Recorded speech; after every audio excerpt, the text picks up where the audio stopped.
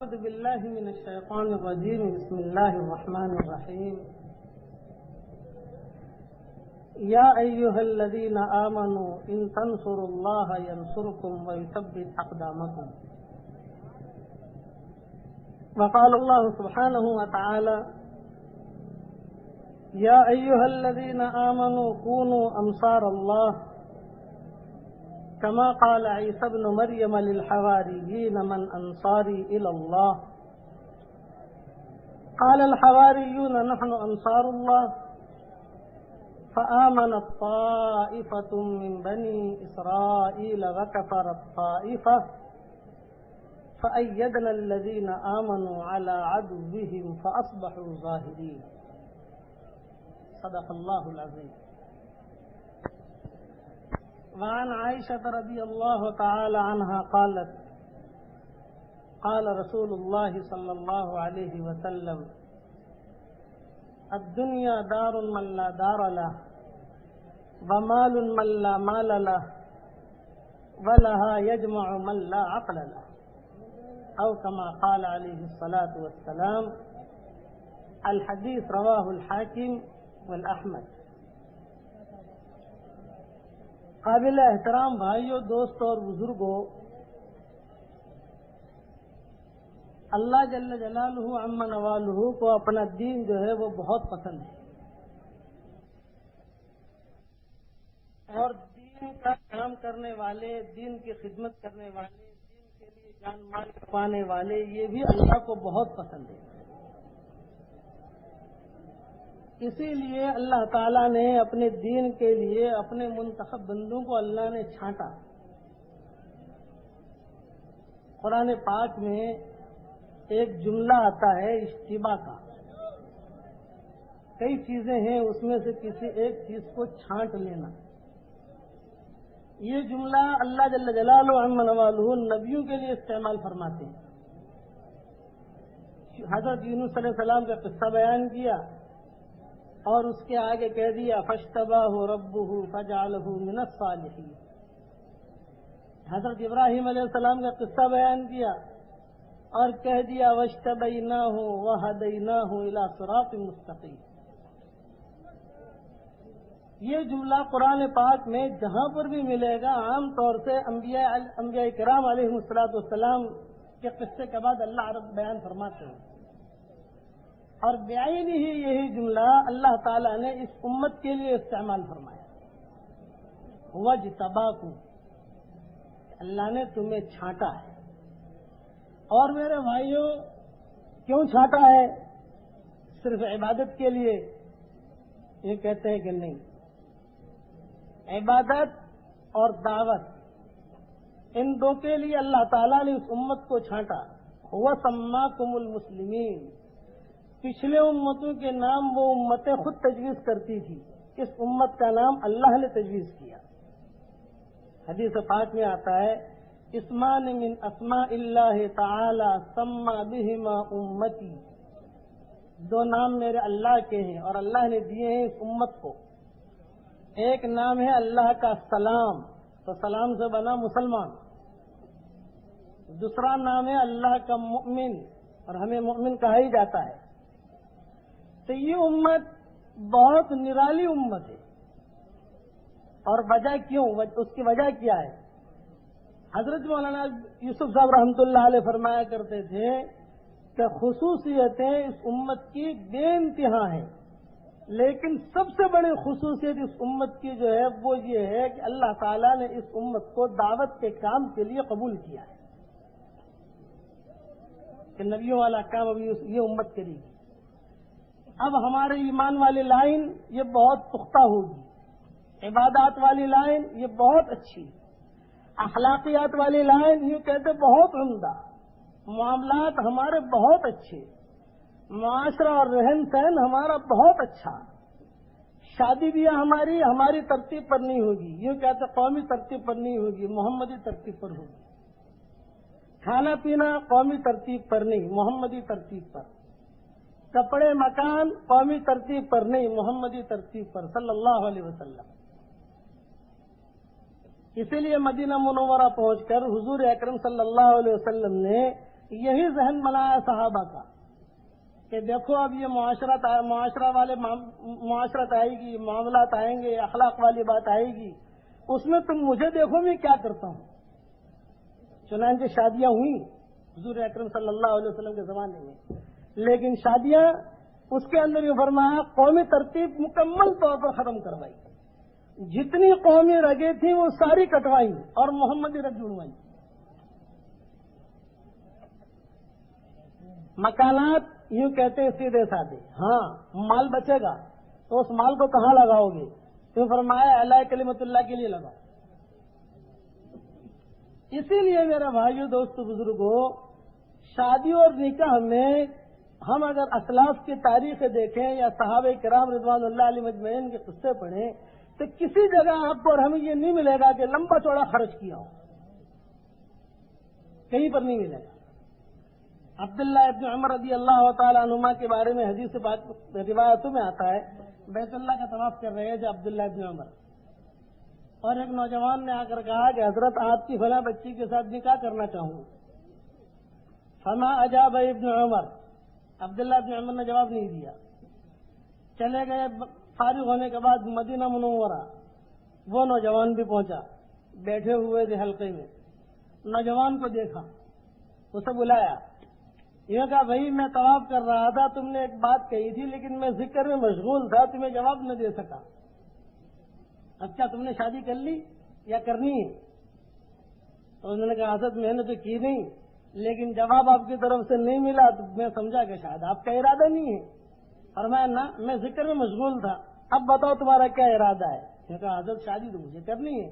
اب جتنے شاگرد بیٹھے تھے سامنے سب کو لے کر گھر پر گئے، اہلیہ سے پوچھا، بچی سے پوچھا، وہیں پر جو ہے نکاح ہو گیا، اور وہیں پر ہاتھ اپنی بچی کا ہاتھ جو ہے وہ داماد کے ہاتھ میں دے دیا، یہ کہا جاؤ بھائی بارک اللہ لکما وجمع بینکما بخیر، جاؤ بھائی لے جاؤ۔ شادیاں کسی زمانے میں بہت سیدھی شادی ہوتی تھی،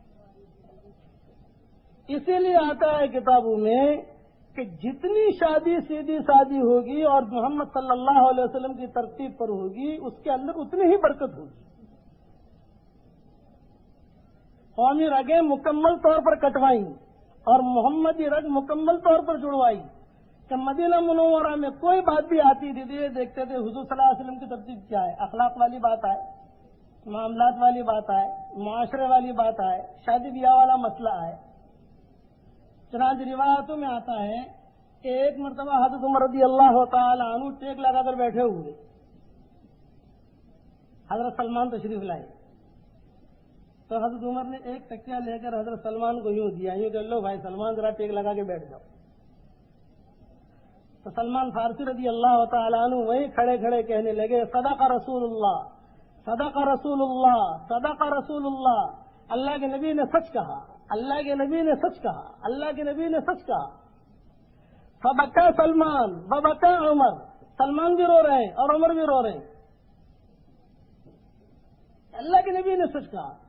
حضرت عمر رضی اللہ تعالیٰ عنہ نے فرمایا کہ بھائی سلمان جو تم نے سنا حضور صلی اللہ علیہ وسلم سے ہم بھی سنا دو۔ فرمایا امیر المومنین پہ آئی نہیں، ایک مرتبہ میں حضرت محمد صلی اللہ علیہ وسلم کی خدمت میں حاضر ہوا تھا، یہی منظر تھا، آپ ٹیک لگا کر بیٹھے ہوئے تھے، میں داخل ہوا تو حضور صلی اللہ علیہ وسلم نے ایک چچا میری طرف ہلکے انداز میں محبت بھرے یوں پھینکا، لو بھی ذرا ٹیک لگا کے تم بھی بیٹھ جاؤ۔ میں نے کہا حضرت میں کہیں بیٹھ جاؤں گا، آپ آرام سے تشریف رکھیں۔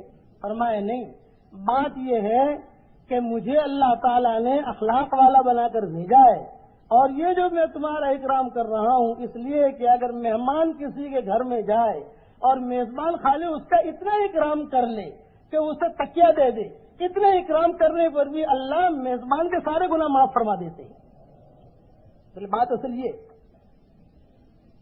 اخلاقیات والی لائن اتنی اونچی تھی کہ سفر میں تشریف لے جا رہے ہیں، دو نسواں کے کسی نے دی حضور صلی اللہ علیہ وسلم کو، ایک سیدھی ایک ٹیڑھی، تو آپ نے اپنے ساتھی کو دے دی سیدھی اور اپنے لیے رکھ لی ٹیڑھی۔ صاحب جی نے کہا حضرت سیدھی آپ رکھ لیں، ٹیڑھی مجھے دے دیں۔ فرمایا نہ، تیرا حق ہے۔ اور یہ تو صحیح روایتوں میں آتا ہے کہ مسجد نبوی میں حضور صلی اللہ علیہ وسلم اکیلے تشریف فرمائے اور کوئی نہیں، صدیق اکبر رضی اللہ تعالیٰ نے تشریف لائے، دائیں بائیں آگے پیچھے کوئی نہیں، اکیلے حضور صلی اللہ علیہ وسلم بیٹھے۔ حضرت ابوبکر تشریف لائے تو حضور صلی اللہ علیہ وسلم تھوڑے سے ہٹے، حرکت کی، نے کہا ابوبکر بیٹھو یہاں۔ صدیق اکبر نے کہا حضرت جگہ خالی ہے، دائیں بائیں میں کہیں بیٹھ جاؤں گا۔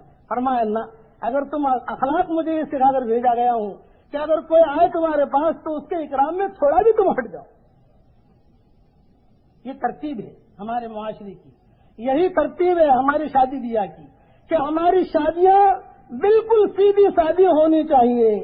ولیمہ یوں کہتے بہت سیدھا سادہ، چنانچہ صحیح بخاری شریف کی روایت ہے کہ بدترین ولیمہ، بدترین کھانا وہ کھانا ہے وہ ولیمے کا جس کے اندر مالداروں کو بلایا جائے اور غریبوں کو چھوڑ دیا جائے۔ 3 چیزیں فرمائی۔ ایک روایت میں کہا کہ تمہارا بدترین، میری امت کا بدترین مال وہ ہے جو ناجائز تعمیرات میں لگے گا۔ یہ کہتے ہیں یہ میری امت کا بدترین مال ہے، اور میری امت کا بدترین شر طعام طعام الولیمہ، یہ کہتے بدترین کھانا، یہ کہتے ولیمے کا کھانا جس میں غریبوں کو، مالداروں کو بلایا جائے اور غریبوں کو چھوڑ دیا جائے، حالانکہ سنت۔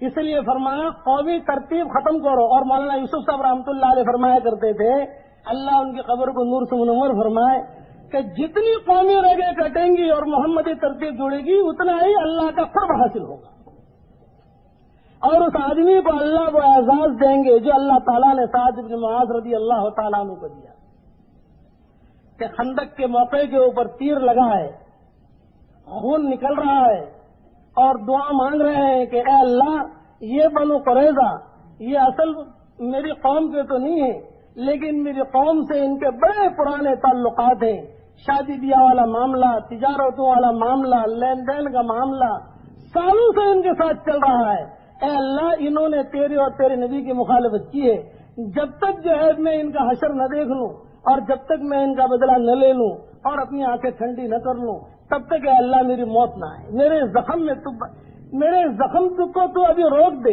اس طرح قبر کے جب تک قومی رگ نہ کاٹ لوں اور محمدی رگ نہ جوڑ لوں تب تک میری موت نہ آئے۔ قصہ بہت تفصیلی ہے، روایتوں میں آتا ہے خندق سے فارغ ہو کر جب بنو قریظہ کی طرف گئے ہیں اور وہاں پر پوچھا گیا بھائی بتاؤ کیا خیال ہے تمہارا، کیا کرنا ہے؟ انہوں نے آخر میں یہ کہا کہ بھی سعد بن معاذ آ کر جو فیصلہ کر لے ہمیں منظور۔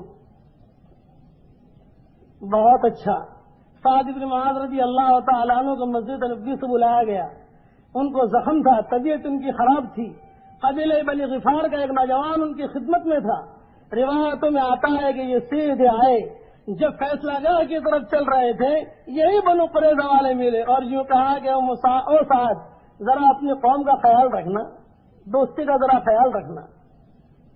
تو سعد بن معاذ نے جواب میں کیا کہا، الیوم انی لا اخاف لومۃ لائم، آج میں کسی ملامت کرنے والے کی ملامت کی طرف کوئی توجہ نہ کروں گا، آج میں وہ فیصلہ کروں گا جس سے اللہ اور اس کا رسول راضی ہو جائے۔ کہ مومن کی شانی یہ ہوتی تھی کہ اللہ اور اس کا رسول کیسے راضی ہو، کہ آج میں وہ فیصلہ کروں گا جس سے اللہ اور اس کا رسول راضی ہو جائے۔ فیصلہ گاہ کی طرف چلے، جب حضور اکرم صلی اللہ علیہ وسلم کے قریب پہنچے، داہنی طرف حضور صلی اللہ علیہ وسلم اور صحابہ بیٹھے ہوئے، بائیں طرف یہ پوری کی پوری قوم بیٹھی ہوئی، نگاہیں ان کی نیچی، آنکھوں میں ان کے آنسو، اور یوں کہہ رہے ہیں کہ حضرت بڑی شرم آتی ہے نبی کے ہوتے ہوئے میں فیصلہ کروں، آپ نے مجھے فیصل بنایا ہے لیکن آپ کے ہوتے ہوئے میں فیصلہ کروں، یہ ہو سکتا ہے؟ آپ نے فرمایا کہ نہیں، ہم سب نے منظور کیا ہے تو تم فیصلہ کرو۔ اب نگاہیں نیچی، حضور صلی اللہ علیہ وسلم کی طرف متوجہ ہو کر کہا اچھا بتاؤ میں جو فیصلہ کروں گا آپ کے ساتھی منظور کریں گے؟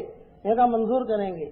پھر بنو قریظہ کو پوچھا بھئی میں جو فیصلہ کروں گا تم اسے منظور کرو گے؟ یہ کہتے کہ ہاں صاحب منظور کریں گے، لیکن ذرا اپنی قوم کا خیال رکھنا، دوستی کا خیال رکھنا، بہت پرانے تعلقات ہیں، تعلقات ختم نہ ہو۔ ان کی زبان پر ایک ہی بات، الیوم انی لا اخاف لومۃ لائم، آج کسی ملامت کرنے والے کے ملامت کی طرف کوئی دھیان نہ کروں گا۔ کھڑے ہوئے اور کھڑے ہو کر یوں کہا حضرت اس قوم کے بارے میں جس قوم سے میرے بہت پرانے تعلقات ہیں، تجارتی تعلقات، کاروباری تعلقات، کھیتی باڑی کے تعلقات، کھجوروں کی لین دین، مکانوں کے لین دین، پرانے تعلقات آ رہے ہیں، اس قوم کے بارے میں آج میں یہ فیصلہ کر رہا ہوں کہ ان کے ہر جوان کو جو ہے قتل کر دیا جائے، اور بچوں کو اور بوڑھوں کو اور عورتوں کو پکڑ پکڑ کر مسلمانوں میں تقسیم کر دیا جائے. جب یہ فیصلہ کیا قومی رگ کاٹی محمد رگ جوڑی. حضور صلی اللہ علیہ وسلم نے کھڑے ہو کر کہا اللہ اکبر اللہ اکبر.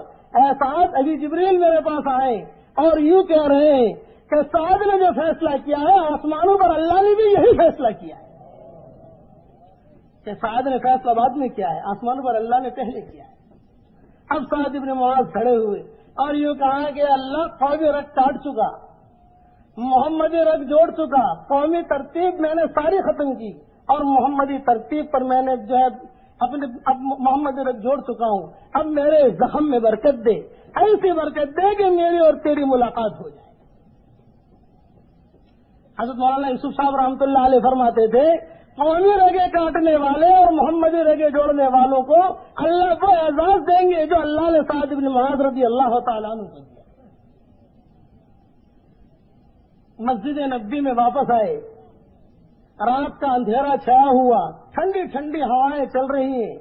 صحابہ ویسے خندق سے بھی تھکے ہوئے تھے اور بنو قریظہ سے واپسی پر اور تھکے ہوئے. روایتوں میں آتا ہے قبیلہ بنی غفار کا ایک نوجوان مسجد نبوی میں آرام کر رہا تھا. گرم گرم خون اس کے پاؤں کو لگا, گرم گرم خون. اس نوجوان نے دیا جلایا اور دیکھا کہ یہ خون کہاں سے آ رہا ہے. دیکھا یہ خون سعد بن معاذ کے خیمے میں سے آ رہا ہے. سیدھا سعد بن معاذ رضی اللہ تعالیٰ عنہ کے خیمے میں گیا. وہاں جا کے دیکھا تو وہ زخم پھوٹا ہے اور کرا رہے ہیں اور حضرت محمد صلی اللہ علیہ وسلم کو یاد کر رہے ہیں. واہ محمدہ واہ محمدہ واہ محمدہ کے جملے کہہ رہے ہیں. یہ نوجوان دوڑا ہوا حضور صلی اللہ علیہ وسلم کے مکان میں آیا اور یوں کہا حضرت سعد بن معاذ کی طبیعت خراب ہوئی ہے, آپ کو یاد کر رہے ہیں. ایک روایت میں یہ ملتا ہے کہ حضور صلی اللہ علیہ وسلم نے اندر سے ہی آواز دی کہ ابھی جبریل میرے پاس آئے اور یہ کہہ رہے ہیں کہ دیکھو مدینہ منورہ میں کس کا انتقال ہو رہا ہے. 70,000 فرشتوں کو حکم ملا ہے کہ جنہوں نے آج تک زمین پر کبھی قدم نہیں رکھا کہ جاؤ اس کے اکرام میں اس کے استقبال میں مدینہ جاؤ, دیکھو کس کا انتقال ہو رہا ہے. انی کنت اتیقن, مجھے یقین تھا کہ سعد بن معاذ ہی ہونا چاہیے. تشریف لائے, سعد بن معاذ کے پاس آئے اور آج ایک روایت میں آتا ہے ان کے گردن یا ان کا ہاتھ جہاں پر سے بھی زخم نکل رہا تھا, خون نکل رہا تھا, اپنی گود میں رکھا. ایک روایت میں آتا ہے اپنے سینے سے لگایا, بات کرنے لگے. ان کی آنکھوں میں آنسو, حضور صلی اللہ علیہ وسلم کی آنکھوں میں آنسو, یہاں تک کہ صدیق اکبر اور فاروق اعظم رضی اللہ تعالیٰ عنہ کو اطلاع ہوئی. یہ دونوں کو دونوں دوڑے ہوئے آئے, دونوں اصرار کر رہے تھے کہ حضرت آپ کے کپڑے خراب ہو رہے ہیں, آپ انہیں ہمیں دے دو تاکہ ہمارے کپڑوں پر خون گرے. دونوں اصرار کر رہے تھے. حضرت محمد صلی اللہ علیہ وسلم انکار کر رہے تھے, یہ کہنا. یہاں تک کہ آخری بات جو صحابہ بدایہ والنہایہ نے لکھی ہے اور حیات الصحابہ میں بھی ہے, آخری جملہ حضور صلی اللہ علیہ وسلم نے یوں کہا اے سعد تو نے اللہ کے ساتھ جو وعدہ کیا تھا وہ پورا کر کے دکھلایا. اب تھوڑی دیر کے بعد اللہ نے تیرے ساتھ جو وعدہ کیا ہے وہ اللہ پورا کر کے دکھلائے گا. کہ قومی رگ تو نے کاٹی ہے, محمد رگ جوڑی ہے. روایتوں میں آتا ہے حضور صلی اللہ علیہ وسلم کے سینے کے اوپر آپ کے ان کا سر اور دبا رہے تھے اور یہ جملہ کہہ رہے تھے اشہد ان لا الہ الا اللہ واشہد انک رسول اللہ. میں گواہی دیتا ہوں آپ اللہ کے سچے نبی ہیں. اسی حال میں ان کا انتقال ہوا. ماں عائشہ رضی اللہ تعالیٰ عنہا فرماتی ہیں میں اپنے کمرے میں تھی جب سعد بن معاذ کا انتقال ہوا ہے تو صدیق اکبر اور فاروق اعظم کی ہچکیاں بندی.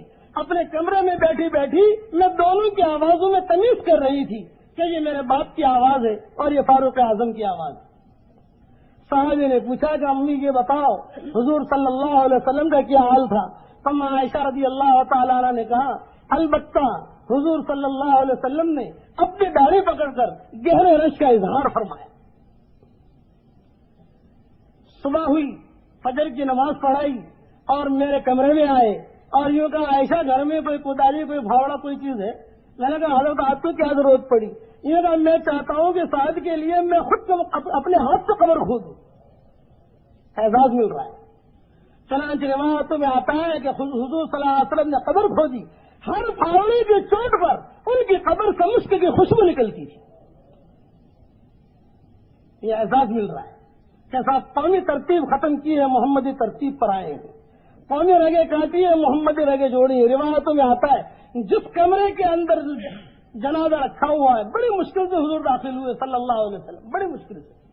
صحابہ نے کہا کہ حضرت کمرہ تو خالی تھا، آپ کو جانے میں تکلیف کیوں ہوئی؟ یہ کہا کمرہ تو خالی تھا لیکن فرشتے بھرے ہوئے تھے، ظاہر میں خالی دکھائی دے رہا تھا، فرشتے بھرے ہوئے تھے، ایک فرشتے نے پر ہٹایا تب جا کر میں چارپائی میں بیٹھ سکا ہوں۔ تجہیز تکفین میں حضور صلی اللہ علیہ وسلم جلدی کر رہے تھے، صحابہ نے پوچھا آپ جلدی کیوں کر رہے ہیں؟ یہ کہا میں جلدی اس لیے کر رہا ہوں کہ فرشتے آئے ہیں، کئی فرشتے جساد ابن معاذ کو غسل نہ دے دیں اور کفن نہ پہنا دیں، اگر فرشتوں نے غسل دے دیا اور کفن پہنا دیا تو ہم اس کے غسل کے دینے کے اجر سے ہم محروم رہ جائیں گے کہ کہیں حنظلہ کی طرح فرشتے اسے غسل نہ دے دیں۔ یہ اعزاز مل رہا ہے۔ حضرت مولانا یوسف صاحب رحمۃ اللہ علیہ بہت اہتمام سے اسے فرماتے تھے، ہمارے ہر لائن میں محمد صلی اللہ علیہ وسلم کی کیا ترتیب ہے ہم اسے دیکھیں گے۔ بھئی ہمارا کھانا یہ کہتے ہیں حضرت محمد صلی اللہ علیہ وسلم کی ترتیب پر، ہماری شادی بیاہ یہ کہتے ہیں حضرت محمد صلی اللہ علیہ وسلم کی ترتیب پر، ہمارا ولیمہ یہ کہتے ہیں حضرت محمد صلی اللہ علیہ وسلم کی ترتیب پر، مکانات محمد صلی اللہ علیہ وسلم کی ترتیب پر، 24 گھنٹے کی زندگی حضرت محمد صلی اللہ علیہ وسلم کی ترتیب پر، یہ مومن کامل ہوگا۔ اچھا اب یہ ترتیب آئے گی کیسے؟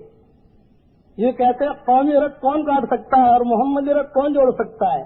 یہ وہی آدمی جوڑ سکتا ہے جس کی ایمانی قوت بہت مضبوط ہو، جس کو خدا کے خزانوں پر یقین ہو، جس کو خدا کے وعدوں پر یقین ہو، اور جس کو یہ یقین ہو کہ میرے کام اللہ دعاؤں سے کریں گے، جسے یہ یقین ہو نماز پڑھوں گا اللہ میرے کام بنائیں گے، جسے یہ یقین ہو کہ میں حضرت محمد صلی اللہ علیہ وسلم کی ترتیب پر زندگی گزاروں گا، لوگ چاہے مجھے یوں کہیں گے کہ صاحب یہ کیسا بے وقوف ہے، حضور صلی اللہ علیہ وسلم یہ جب کس طرح کی شادی کر رہا ہے سیدھی شادی، یوں کہ لوگ مجھے کچھ بھی کہیں لا خواہ لومۃ لائم، کسی ملامت کرنے والے کے ملامت کی طرف میں دھیان نہیں دوں گا۔ ایک اللہ کے حکم کا پورا کر دینا، سات زمین اور آسمان اور اس کے اندر کے خزانے ہمارے ہاتھ میں آ جائے اس سے زیادہ قیمتی ہے ایک خدا کا حکم پورا کر دینا، اور ایک خدا کے حکم کا توڑ دینا سات زمین اور آسمان کے ٹوٹ جانے سے زیادہ خطرناک ہے۔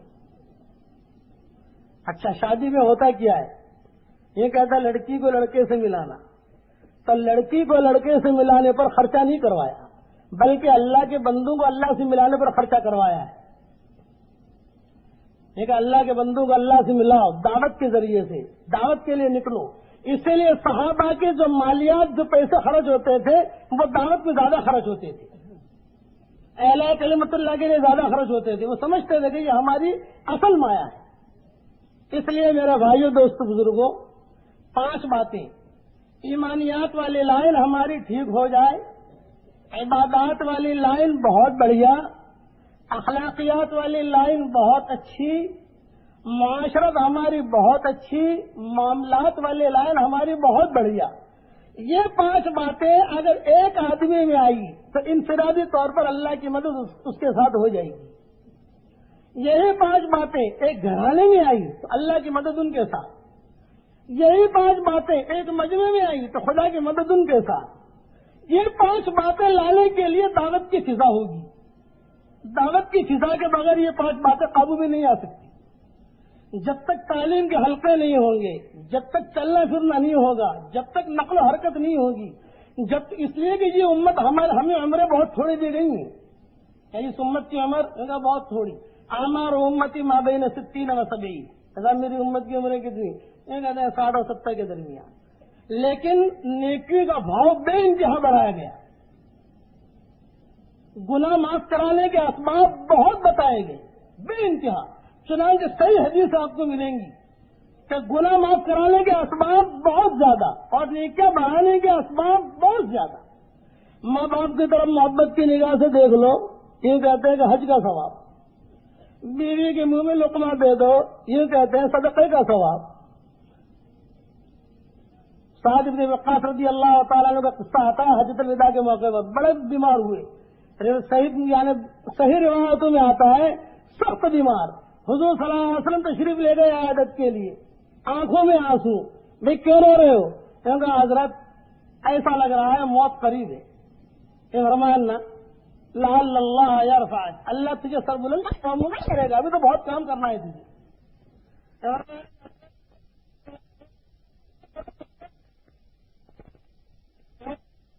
اس مکہ کو تو میں نے اللہ کے لیے چھوڑا ہے، جس جگہ کو میں نے اللہ کے لیے چھوڑا وہاں کا پکڑ بنانا بھی پسند نہیں کرتا.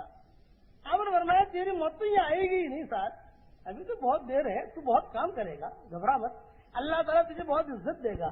تو یہ فرمایا عادت میں مالدار ہوں، میرے پاس مال بہت ہے، آپ مجھے خالی اتنا کہہ دیں کہ میری ایک لڑکی اور ایک بیوی، بعد میں ان کی دوسری اولادیں ہوئی ہیں، اس وقت میں اتنا ہی معاملہ، ایک لڑکی تھی اور ایک بیوی، یہ ہے میں ان کے لیے کچھ چھوڑ دوں، باقی سارا صدقہ کروں. حضور صلی اللہ علیہ وسلم نے فرمایا نا، حضرت آدھی کی اجازت دے دے، آدھا ان کے لیے آدھا صدقہ، یہ کہتے ہیں نا. حضرت صرف اور کچھ کم کی اجازت دے دیں کہ 3 حصہ ان کے لیے چھوڑ دوں، 1 حصہ لگا لوں. آپ نے فرمایا نا یہ بھی زیادہ ہے، لیکن یہ کہ جب تیری تمنا ہے تو چل اتنا کر. لیکن آخر میں فرمایا کہ تو سمجھتا ہے خالی مال دے گا تو یہ صدقے کا ثواب ملے گا، مال لگائے گا تو یہ صدقے کا ثواب، ارے تو تیری بیوی کے منہ میں لقمہ دے گا تو بھی صدقے کا ثواب ملے گا. لیکن اس کا مطلب یہ نہیں کہ آدمی ہر وقت اپنی بیوی کے منہ میں لقمہ ہی دیتا رہے، یہ مطلب نہیں. تو ٹائم کی بات ہے کہ اب تو اپنی بیوی کے منہ میں لقمہ دے گا تو بھی صدقے کا ثواب. اب فضائل بتائیں. روایتوں میں آتا ہے کہ حضور صلی اللہ علیہ وسلم تشریف فرماتے اور حضرت عمر تشریف لائے اس امت کی فضیلت پر. ہنی اللہ کا یا عمر، اے عمر تیرے لیے بڑی خوشخبری. حضرت عمر نے کہا حضرت خیر؟ نے کہا ہاں بہت زیادہ خوشخبری والی بات سنا رہا ہوں تمہیں. حضرت عمر نے کہا حضرت جلدی کیجیے کیا خوشخبری؟ یہ کہا مجھے اللہ نے یوں کہا ہے کہ میری امت کے اندر بغیر حساب کتاب کے 70,000 آدمیوں کو اللہ تعالیٰ جنت میں داخل کرے گا. تو حضرت عمر نے کہا حضرت خوشخبری کی چیز تو ہے لیکن یہ تو بہت تھوڑے ہیں، 70,000 تو آپ کی امت تو بہت زیادہ ہے، اللہ تعالیٰ سے اور زیادہ مانگ لیجیے آپ. یہ 70,000 تو بہت تھوڑے ہیں حضرت. اچھا چلو میں اللہ سے دعا مانگتا ہوں. اب دعا مانگنی شروع کی. کیا اللہ پاک تیرا بہت بڑا شکر ہے کہ 70,000 بغیر حساب کتاب کے جنت میں جائیں گے، چہرے ان کے 14ویں رات کے چاند کی طرح ہوں گے، لیکن اللہ میاں کچھ اور بڑھا دے.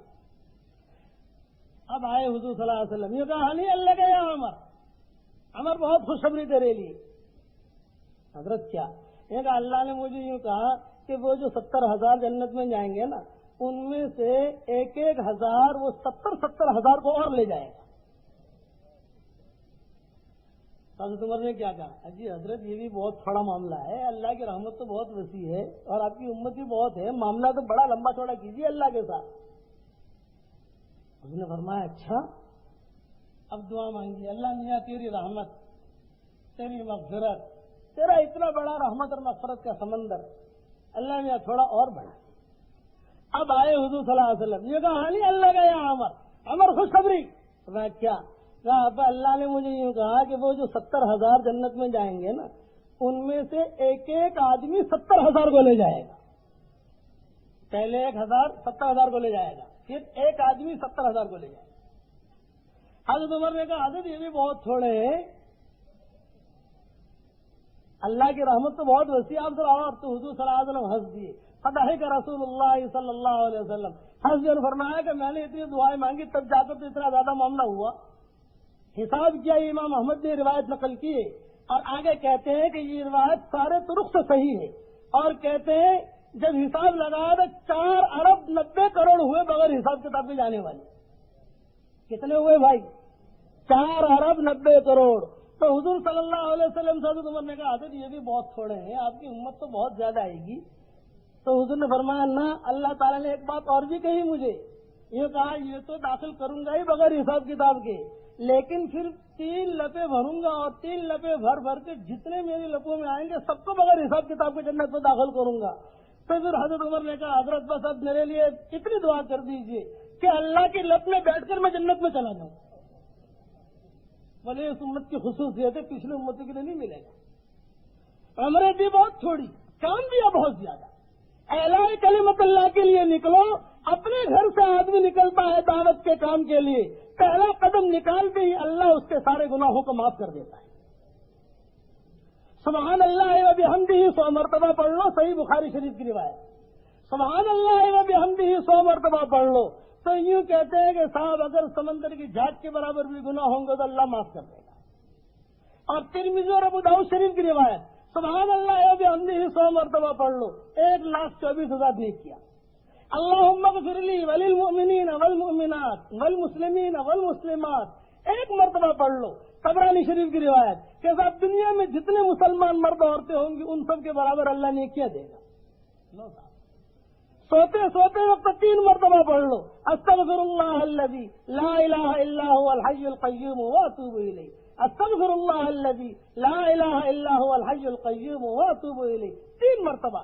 ترمذی شریف اور ابو داؤد شریف کی روایت کہ اگر تیرے گناہ تاروں کے برابر بھی ہوں گے اور ریت کے ذروں کے برابر بھی ہوں گے پھر بھی اللہ معاف کر دے گا. یہ رحم ہے. آگے فرماتے ہیں فمن أين تجدون لكم ربا مثلي وأنا الغفور الرحيم خيري إليك نازل وشرك إلي صاعد. میرا جیسا غفور رحیم آقا تو کہاں سے پائے. یہ اللہ تعالیٰ نے انعامات کی اس امت کے لیے، پچھلی امتوں کے لیے بات نہیں تھی. اچھا سبحان اللہ بحمدہ 100 مرتبہ پڑھنا کوئی فرض عین نہیں. سوتے وقت استغفر اللہ العظیم پڑھنا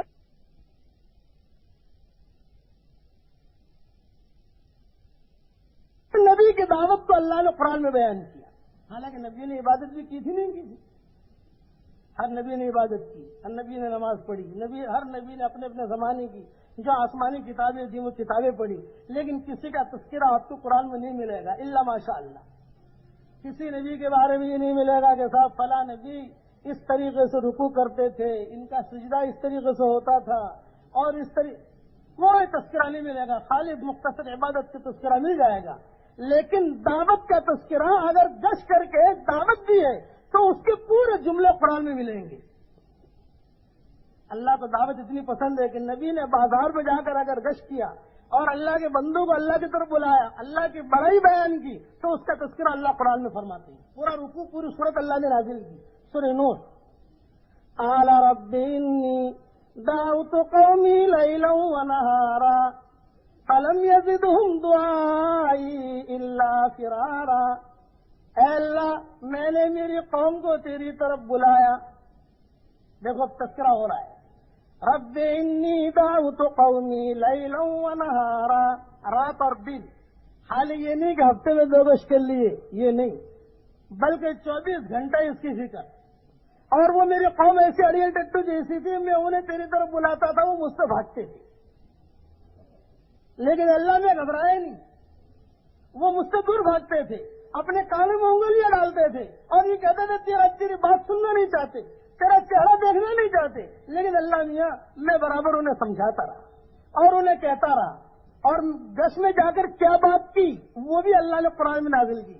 فَقُلْتُ اسْتَغْفِرُوا رَبَّكُمْ إِنَّهُ كَانَ غَفَّارًا يُرْسِلِ السَّمَاءَ عَلَيْكُمْ مِدْرَارًا وَيُمْدِدْكُمْ بِأَمْوَالٍ وَبَنِينَ وَيَجْعَلْ لَكُمْ جَنَّاتٍ وَيَجْعَلْ لَكُمْ أَنْهَارًا. میں نے جا کر یہ بات مَا لَكُمْ لَا تَرْجُونَ لِلَّهِ وَقَارًا وَقَدْ خَلَقَكُمْ أَطْوَارًا. حضرت مولانا یوسف صاحب رحمۃ اللہ علیہ فرماتے تھے کہ گش میں جا کر یہی بات کرنی چاہیے جو حضرت نوح علیہ السلام نے کی. فَقُلْتُ اسْتَغْفِرُوا رَبَّكُمْ إِنَّهُ كَانَ غَفَّارًا. غلط زندگی چھوڑ کر صحیح زندگی پر آ جاؤ. اللہ برکتوں والی بارش بھی دے گا، مال میں اللہ برکت بھی دے گا، اللہ لڑکے بھی دے گا، اولاد بھی دے گا. اور اولاد میں اللہ نے لڑکوں کا تذکرہ کیا، لڑکیوں کا نہیں. یہ کہتا تمہیں لڑکے دوں گا، وہ چیز دوں گا جو تمہیں پسند ہے. غلط زندگی چھوڑو، صحیح زندگی پر آؤ. مکمل طور پر نبی کی دعوت کو اللہ نے بیان کیا. دعوت اللہ بھی دیتے ہیں، بندہ بھی دیتا ہے. واللہ یدعو الی دار السلام. اللہ خود دعوت دیتے ہیں جنت کی طرف. یہ کہتے آ جاؤ جنت کی طرف. اس لیے میرے بھائیوں دوستوں بزرگوں، خدا پاک کی قسم کھا کر عرض کرتا ہوں کہ صرف دعوت کے کام کے لیے ہی اللہ نے ہمیں دنیا میں بھیجا ہے. یہی ہمارا مقصد. اور اس میں اس آیت کے اندر اللہ تعالیٰ نے عمومی گشت خصوصی گشت دونوں کو بتا دیا. ثم انی دعوتہم جہارا، یہ عمومی گشت آ گیا.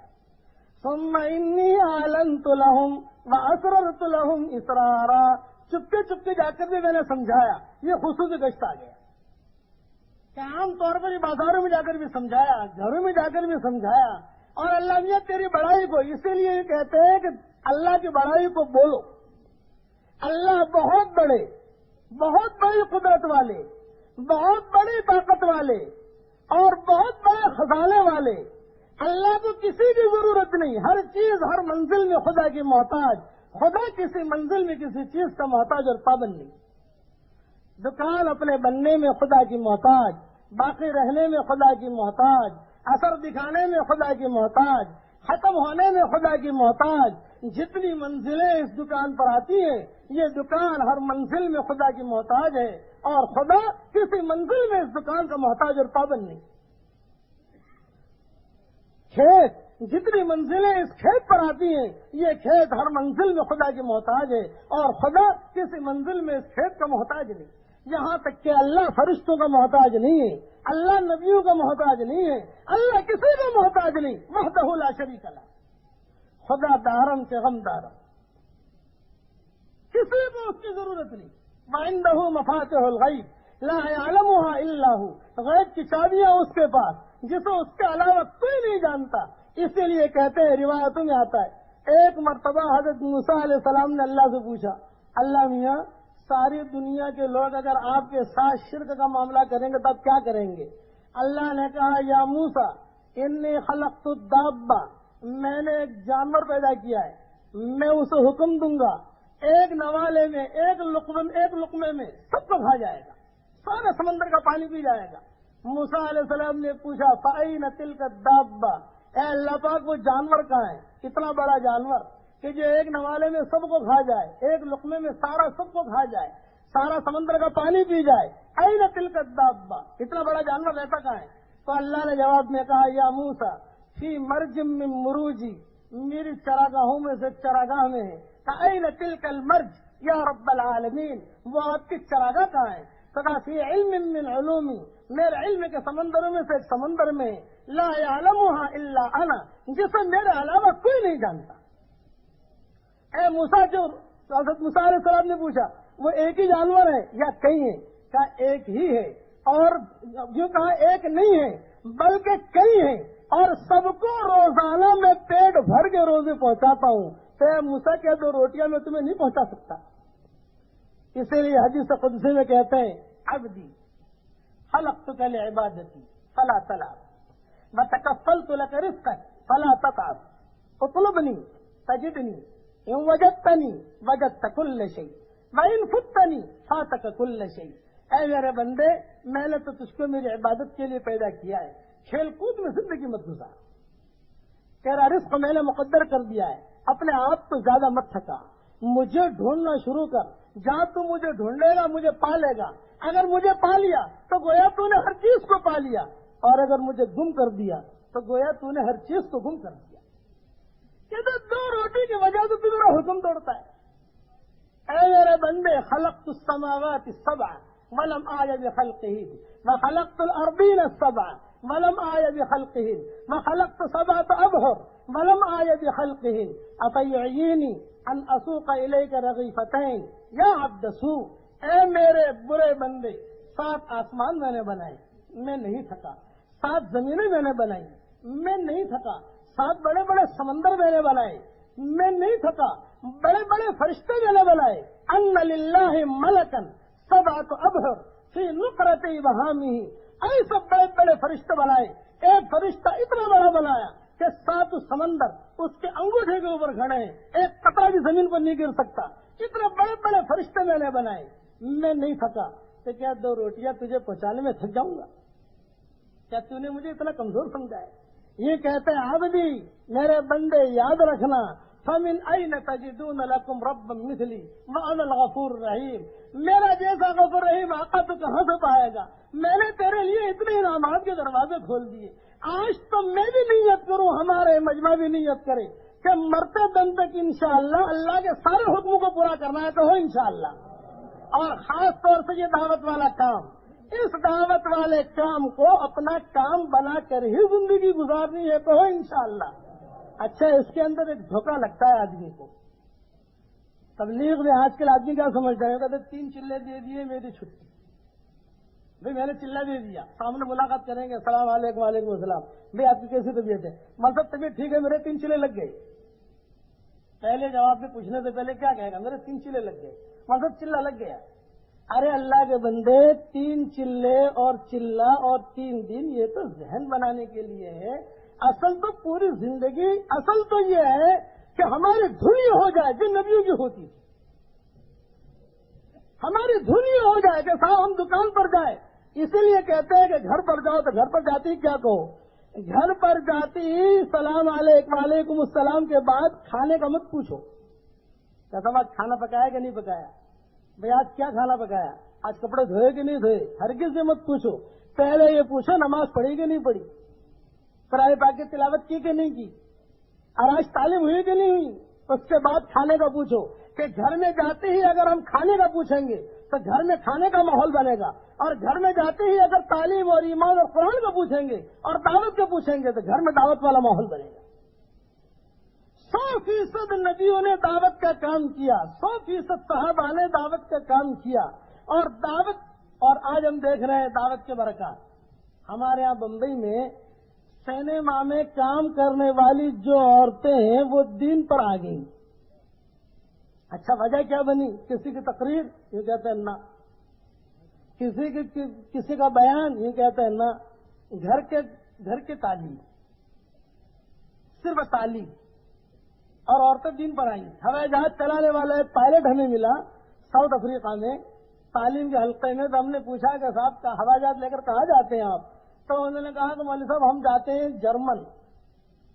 اچھا، میں نے کہا بڑا لمبا راستہ ہوائی جہاز میں کرتے کیا ہے؟ تو پائلٹ صاحب کی آنکھوں میں آنسو آ گئے۔ پائلٹ صاحب کیوں رو رہے؟ یہ تو مولوی صاحب بہت بے دین تھا، بہت عیاشی والی میری زندگی تھی، لیکن میری بیوی جو ہے وہ روزانہ میں جب ہوائی جہاز چلا کر واپس آتا تھا، گھر پر آتا تھا، تو یہ کہتی تھی کہ دیکھو کھانا ہم بعد میں کھائیں گے، اللہ اور اس کے رسول کی کچھ بات ہم 5 منٹ کریں۔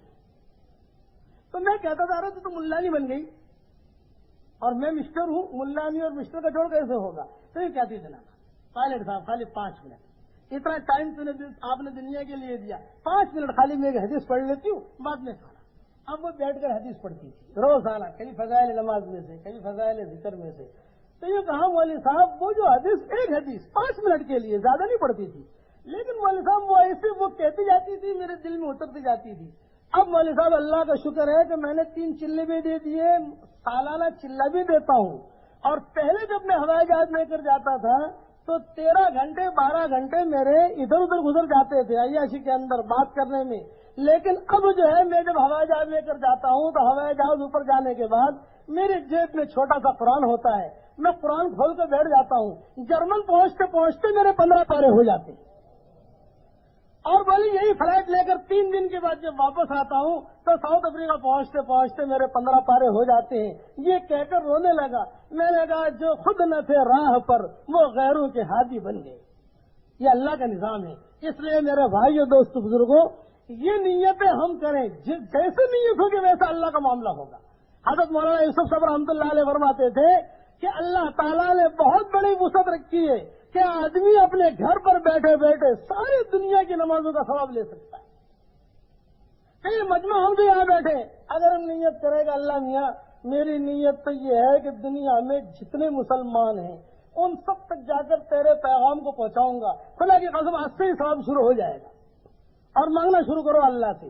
بلکہ اس سے آگے کی بات مولانا یوسف صاحب رحمۃ اللہ علیہ فرماتے تھے، میں نے خود حضرت جی مولانا انعام الحسن صاحب رحمۃ اللہ علیہ سے پوچھا تو حضرت نے فرمایا کہ ہاں میں نے بھی سنا کہ ہوائی جہاز میں اگر تم جا رہے ہو کسی جگہ تو چلتے اڑتے اڑتے یہ نیت کرے گا اللہ میاں میں نیچے تو نہیں اتر سکتا، میں ان تک بات نہیں پہنچا سکتا، لیکن میری نیت ہے کہ اللہ میاں اگر یہ ہوائی جہاز یہاں اتر جائے گا تو جتنے مسلمان ہوں گے اور جتنے لوگ ہوں گے سب تک میں تیرے پیغام کو پہنچاؤں گا، تو جہاں تک تم چلو گے سب کی نمازوں کا ثواب اللہ تمہارے حصے میں رکھے گا اللہ۔ اور چونکہ ہم حضرت محمد صلی اللہ علیہ وسلم کی امت میں اس لیے دعوت والا کام کریں گے، اب جتنے مدارس ہیں اور جتنے دارالعلوم ہیں اور جتنی خانقاہیں ہیں اور جتنے ادارے ہیں دینی، ان سب کو دعوت والی محنت سے پانی پہنچے گا، اسی لیے قرآن پاک کے اندر اللہ تعالیٰ نے جگہ جگہ پر پانی کی مثال دی ہے کہ ہمارا دین یہ بہت سیدھا سادہ پانی کی مثال کہ پانی اگر اپنی صحیح فطرت پر ہے اور اسی ترتیب پر ہے جو حقیقی پانی ہے تو اس سے ہر آدمی ہر مخلوق فائدہ اٹھائے گی. جانور بھی فائدہ اٹھائیں گے, انسان بھی فائدہ اٹھائیں گے, چرندے پرندے درندے یہ فائدہ اٹھائیں گے, زمینیں فائدہ اٹھائیں گی. لیکن اگر اسی پانی کو شوشا میں بدل دیا, اس کو روح افزا بنا دیا, یا اس کو پیپسی کولا میں منتقل بدل دیا, میرندا بنا دیا, تب اس کا فائدہ عام ہوگا یا خاص ہو جائے گا؟ یہ کہتا ہے ڈائبٹیز والا اسے نہیں پیے گا. زمینیں اس پانی کو قبول نہیں کریں گی. اب درختوں کی جڑیں وہ اس پانی کو قبول نہیں کریں گی کیونکہ آپ نے بدل دیا, اس کی ترتیب تو بدل دی. یہاں تک بلکہ اس سے آگے کے بعد کہ اگر اس پانی کو آپ نے فلٹر کر کے بوتلوں میں بھر لیا تو بھی وہ پانی کا فائدہ اب عام نہیں ہوگا, خاص ہو جائے گا. غریب آدمی اس پانی کو نہیں پیے گا, غریب آدمی خریدے گا ہی نہیں. اور اگر وہی پانی اپنی ترتیب پر ہے تو ہر مخلوق اس سے فائدہ اٹھائے گی. وَجَعَلْنَا مِنَ الْمَاءِ كُلَّ شَيْءٍ حَيٍّ. اسی طریقے سے یہ دین ہے کہ سیدھے سادے طریقے پر اگر یہ دین کا کام چلتا رہا اور عبادتیں ہوتی رہیں اور دعوت کا کام چلتا رہا, ہر مخلوق اس سے فائدہ اٹھائے گی, ہر مخلوق. پھر نگاہ میں, اس داعی کی نگاہ میں بھی اثر ہوگا, پھر اس کی زبان میں بھی اثر ہوگا, پھر اس کے بول میں بھی اثر ہوگا, پھر اس کی بات میں اثر ہوگا, پھر اس کا ایک بول کنٹرول وزنی ہوگا چونکہ یہ داعی ہے. کہ داعی کی خدا کے یہاں بہت قدر ہے, دعوت دینے والا ہے. حضرت مولانا یوسف صاحب رحمۃ اللہ علیہ فرماتے تھے اللہ کے بندوں کو اگر اللہ کی طرف بلاتے رہو گے تو 100 نسلوں تک اللہ تمہاری اولاد کی رعایت رکھیں گے, اللہ حفاظت کریں گے. اور یہ بات کہ اگر جیسے کسی زمانے میں الیکشن ہوتا ہے تو وہ الیکشن والے اپنی طرف بلاتے ہیں, بھائی ہمیں ووٹ دیجیے, کوئی کہتا ہے ہمیں ووٹ دیجیے. اب وہ جو بلانے والے ہیں ان کو اگر پوچھا جائے کہ صاحب تمہیں تنخواہ کون دیتا ہے, کہ ہمارا بڑا تنخواہ دیتا ہے. پھر تمہارے بچوں کے اسکول کی کتابوں کا کیا ہوگا, یوں کہا وہ بھی خرچہ برداشت کرے گا. پھر تمہارے گھر کا خرچہ وہ بھی وہ دے گا. اسے یقین ہے کہ میں اپنی پارٹی کی طرف بلاؤں گا تو جو میرا باس ہے یا بڑا ہے وہ میری خیر خبر رکھے گا. تو اگر ہم اللہ کے بندوں کو اللہ کی طرف بلائیں گے تو کیا اللہ ہمیں روزی نہیں دے گا؟ ارے بتاؤ کہ اللہ روزی نہیں دے گا؟ ارے دے گا. بس وہ ایمان والی مایا ہونی چاہیے. حضور صلی اللہ علیہ وسلم کے باتوں پر یقین کر کے قدم کا اٹھانا, سمجھ میں آئے نہ آئے, من شتن و مکرہن. صحابہ کا یہ ذہن بنا ہوا تھا رضوان اللہ علیہ مجمعین کہ حضور صلی اللہ علیہ وسلم جو زبان سے جملہ نکلا نکاح ختم ہو گئی بات.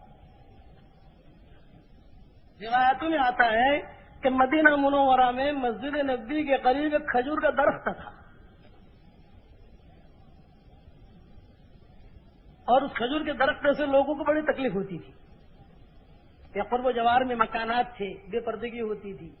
تو وہ جو کھجور کے درخت کا مالک تھا اس سے درخواست کی گئی کہ بھائی دیکھ, اس طرح درخت سے بہت تکلیف ہو رہی ہے تو ہمیں بیچ دے, یا اس کی جگہ تو کوئی اور باغ لے لے, کوئی درخت لے لے, لیکن یہ تو ہمارے ہاتھ بیچ دے. وہ انکار کرتا رہا, نہ میں نہیں بیچوں گا. صحابہ گئے سمجھانے کے لیے, بڑے بڑے گئے, لیکن ماننے کے لیے تیار نہیں. اب حضور صلی اللہ علیہ وسلم نے اعلان کیا کہ دیکھو یہ کھجور کا درخت جو خرید کر مجھے دے دے گا میں جنت میں اسے کھجور کا درخت دلانے کا ذمہ دار.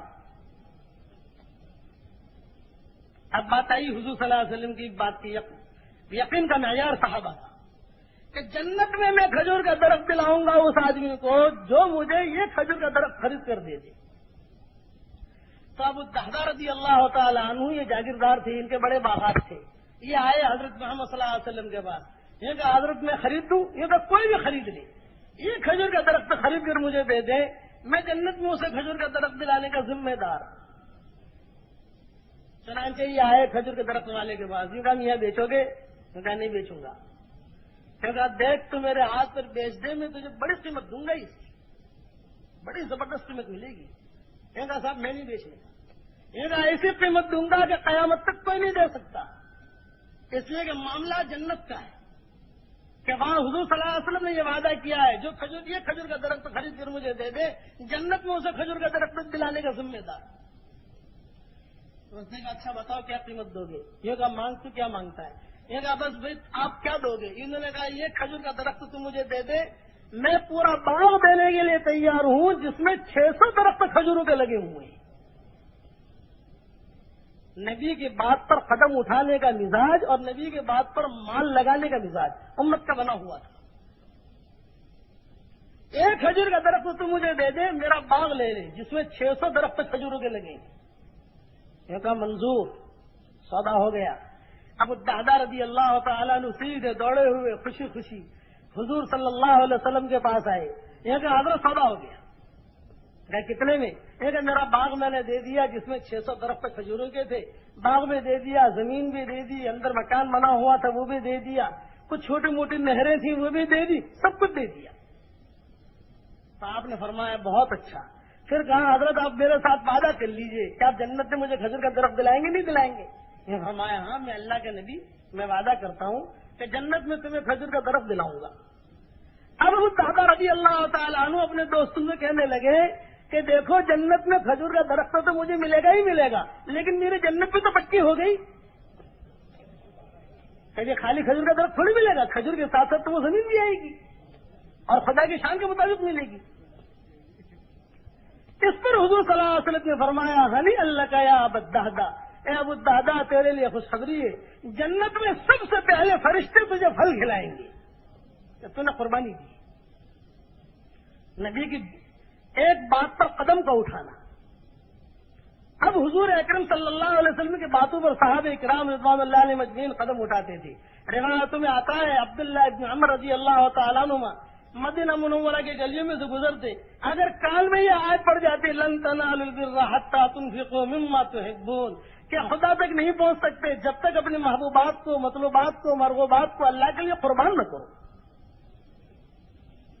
تو اپنے شاگرد نافع سے پوچھتے کہ میرے مال میں کون سا مال ہے جسے میں اللہ کے لیے خرچ کروں؟ یہ کہ حضرت وہ تو آپ ہی جانتے ہو، یہ کہ مرجان ہے رومی باندھی، میں اسے اللہ کے لیے آزاد کرتا ہوں۔ آزاد کیا اور حضرت نافع سے ہی شادی کروائی، لڑکا ہوا۔ وہ لڑکا مدینہ منورہ میں کھیلتا کودتا، عبداللہ ابن عمر اسے اپنے سینے سے لگاتے، کہتے بیٹا تیرے اندر سے مرجانے کی خوشبو اب تک آ رہی ہے، لیکن تیری ماں کو میں نے ایک آیت پر آزاد کیا۔ ذہن بنا ہوا تھا، مزاج بنا ہوا تھا۔ آج بھی یہ مزاج ہمارا ہونا چاہیے کہ اللہ اور اس کے رسول کے کہنے کے مطابق ہماری جانیں اور ہمارا مال استعمال ہو رہا ہو۔ جہاں قال اللہ قال رسول جہاں کہہ دے وہاں لگا دیں گے۔ اب اللہ رسول کہتے کہاں ہے، کہاں لگانے کو کہتے ہیں؟ یوں کہتے ہیں دعوت کے کام میں لگاؤ، اللہ کے بندوں کو اللہ کی طرف بلانے میں لگاؤ، رات اور دن اپنی زندگی کو کھپاؤ، قربانیاں دو، قربانیاں دیتے رہو۔ صحابہ نے مکمل طور پر قربانی دی، حضرت محمد صلی اللہ علیہ وسلم نے مکمل طور پر قربانی دی۔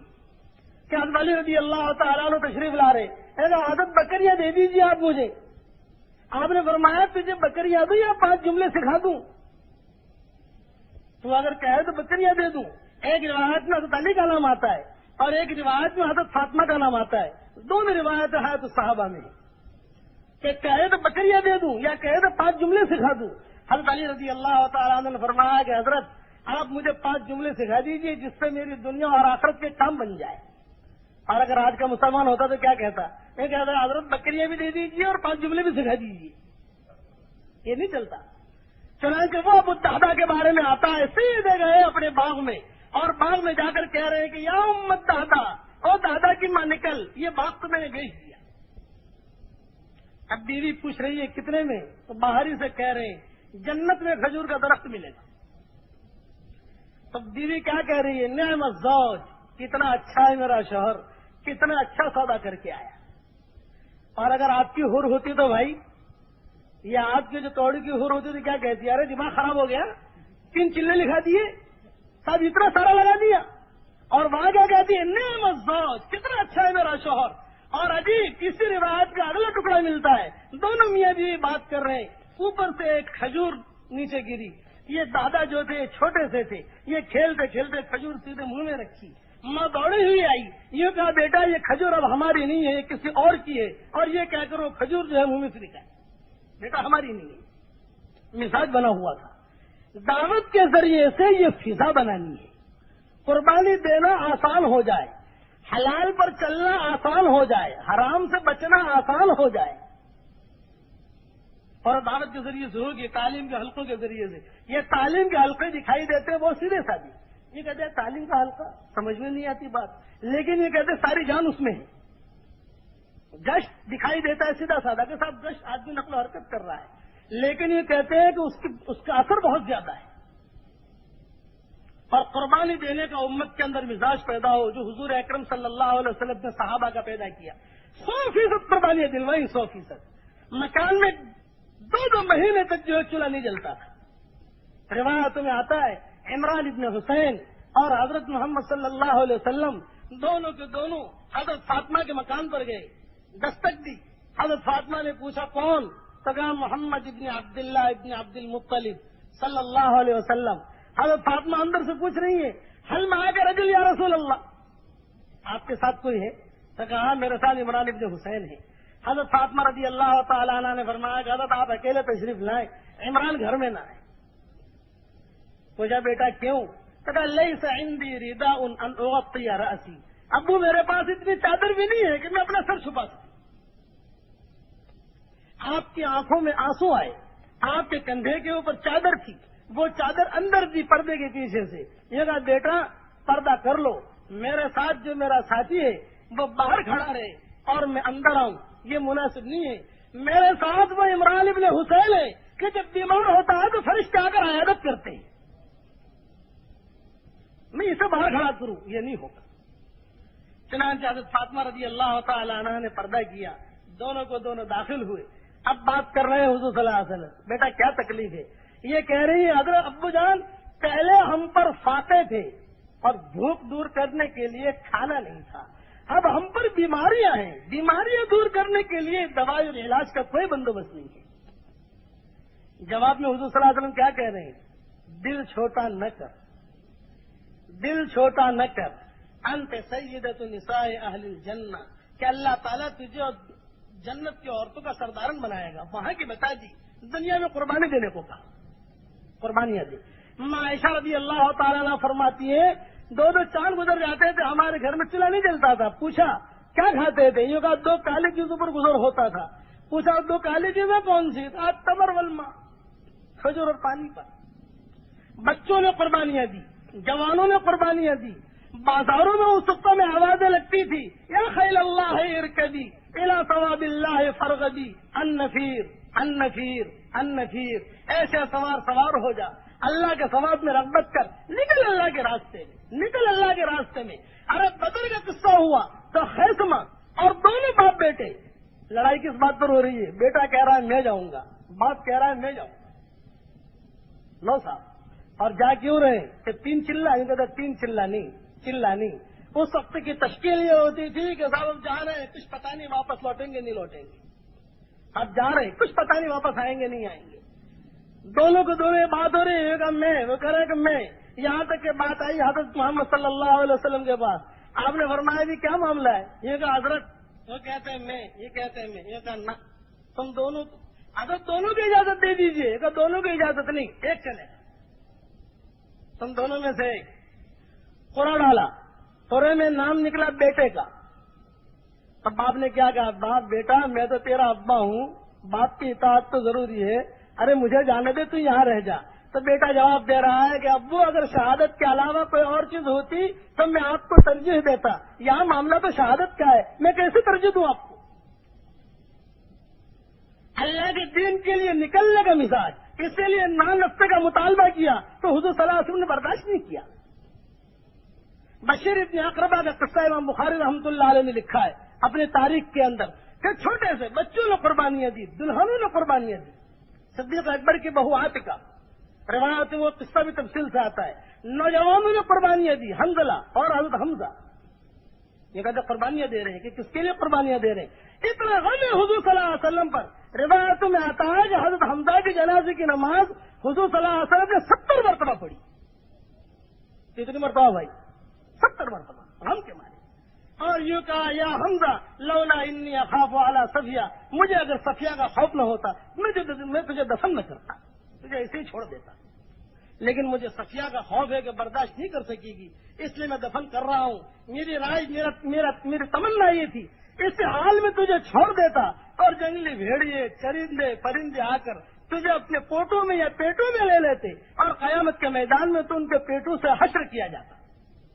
اور میں اللہ کو کہتا کہ اللہ اس میرے چچا نے تیرے دین کے خاطر یہ قربانی دی۔ قربانیاں دیکھو کہ امام بخاری رحمۃ اللہ علیہ لکھتے ہیں اپنی تاریخ کے اندر بشیر ابن عقربہ قد ہاجر مع ابوہ ومع امہ وکان ابن 8 سال کی عمر، ماں باپ کے ساتھ ہجرت کر رہے ہیں، مدینہ منورہ پہنچے۔ بات یہ تھا کہ جہاں پہنچے پہلے ہی دن سے تشکیل ایک مومنن مہاجرن مجاہدن۔ تو اس زمانے میں جو تعارف ہوتا تھا وہ دعوت کی قربانی دینی ہوگی، وقت کی قربانی دینی ہوگی، دکانوں کو چھوڑنا ہوگا۔ یوں کہتے ہیں اللہ کے لیے قربانی دیں گے تو اللہ تعالیٰ پوری مدد خدا کی ہمارے ساتھ ہو جائے گی۔ سب تیار ہو انشاءاللہ اس کے لیے؟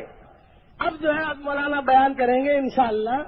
جس طریقے سے پورا مجمع اطمینان کے ساتھ بیٹھا ہے، بس دعا کرو جس جگہ اللہ نے ہم سب کو یہاں جمع کیا اللہ تعالی ہم سب کو جنت میں جمع کر دے انشاءاللہ۔ جب بیان ہو جائے تو یکسوئی کے ساتھ بیان سنو۔